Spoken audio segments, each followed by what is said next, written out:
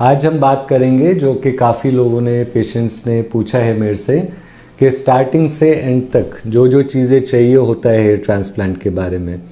हमेशा ध्यान रखिए बालों का, जहाँ ओरिजिनल लोकेशन में जैसे उग रहे हैं तो उन बालों की जड़ों को जब हम रूट्स को जब हम यहाँ से लेके या इधर से लेके जब सर पे लगाएंगे तो वहाँ भी वो उसी वे में उगेगा।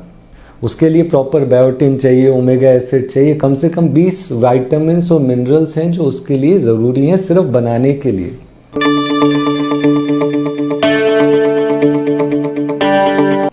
तो ट्रांसप्लांट में सबसे पहले तो एक अभी भी कुछ लोग पूछ लेते हैं कि स्ट्रिप या FUT मेथड करें या स्टिचलेस FUE मेथड करें।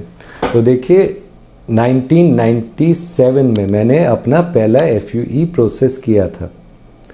उस समय मुझे नहीं मालूम था कि आगे जाके इसको FUE कहेंगे, लेकिन उसकी एक बहुत बड़ी खासियत थी। जब मैंने पहले पेशेंट पे भी किया था तो पेशेंट ने बोला ये तो बहुत अच्छी बात है, इसमें तो कोई दर्द ही नहीं होता बाद में। और दूसरी फ़ायदे की चीज़ थी, उससे मैं उसके छाती के बाल लगाए थे सर पे। तो FUT जो है वो मैं बहुत साल कर चुका हूँ। अगर आप मेरे से बोले ये नहीं है कि मुझे एक्सपीरियंस नहीं है, मैं तो कब से कर रहा हूँ, 20 साल हो गए, उससे ज़्यादा हो गए। लेकिन अगर आप मेरे से पूछो क्या मैं अपने लिए करूँगा, अपने बेटे के लिए करूँगा, अपने फादर के लिए करूँगा, तो मैं नहीं करूँगा FUT मेथड। चाहे जो मर्जी लोग बोले, मुझे मालूम है कि चाहे FUE करो चाहे FUT करो, ग्रोथ अगर हम कर रहे हैं, आई डोंट से फॉर, मैं हर किसी की जिम्मेवारी नहीं ले सकता, अगर हम कर रहे हैं तो वो बाल उगना ही उगना है। तो मैं आपको गजनी वाला या ऐसा पीछे स्टिच का निशान क्यों दूं, जिससे कि कल को अगर आप चाहो कि मैं शेव ऑफ करना चाहता हूँ तो वो भी नहीं करा पाओ।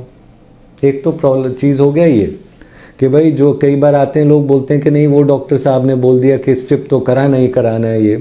तो आपके पास मेरा वेब गैलरी में जाओ, अलग अलग जगह जाओ, सोशल मीडिया में भी मैंने रिजल्ट्स डाले हैं, पूरा प्रूफ है। इंटरनेशनल स्टेज पे मैं दुनिया भर के डॉक्टर्स को प्रूव करके दिखा चुका हूँ कि 10,000 ग्राफ्ट, 11,000 ग्राफ्ट, दाढ़ी के बाल लगाना सब FUE मेथड से लगा के 100% या नियर 100% ग्रोथ होना वो होता है। It's not problem. आप अभी भी देखो, यहाँ से लिए हैं 6,800 ग्राफ्ट सिर्फ दाढ़ी से।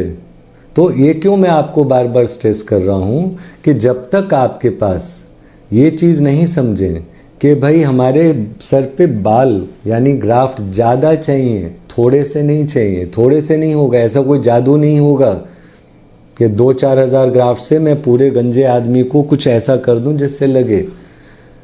कई बार लोग जब उनको नहीं आता, जिनको अब हर किसी को नहीं आता कि यहाँ से भी बाल ले लें, इधर से भी ले लें, इधर से भी ले लें, सफाई से लें और उसको फिर लगा के उगाएं भी।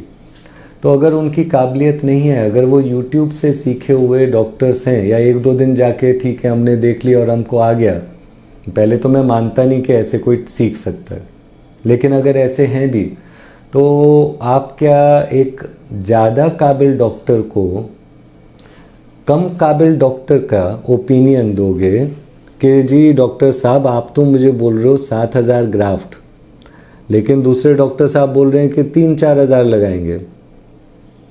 तो ऐसे नहीं फंसिए, क्योंकि अल्टीमेटली नुकसान आपका है। जिसने भी दूर दूर करके बाल लगाया, चाहे मैंने ही लगाया, मुझे मेहनत नहीं लगेगा उसमें। मेहनत होती है बारीकी से नज़दीक नज़दीक करके 1-1 सेंटीमीटर में 40-40 ग्राफ्ट लगाना, वो मेहनत होता है। आर्ट होती है जहाँ उसको मालूम होता है कि इसका डायरेक्शन, एंगल सारा इतना बढ़िया रहेगा कि देखने वाला बता ही ना सके कि ट्रांसप्लांटेड बाल हैं। वो सारा चीज़ें इस आर्ट में आता है। और जो लोग ये कहें कि नहीं जी डॉक्टर साहब ज़्यादा ग्राफ्ट बोल रहे हैं और हम कम ग्राफ्ट में कर देंगे, तो देखिए ऐसा होता है, मैं बहुत रिपेयर कर चुका हूँ। यहाँ जब 1-1 सेंटीमीटर में सिर्फ 1-2 बाल लगे होते हैं ना, और लोग छुपा के ऐसे कवर करते हैं और एक हवा का झोंका आता है और सब दिख जाता है उसमें।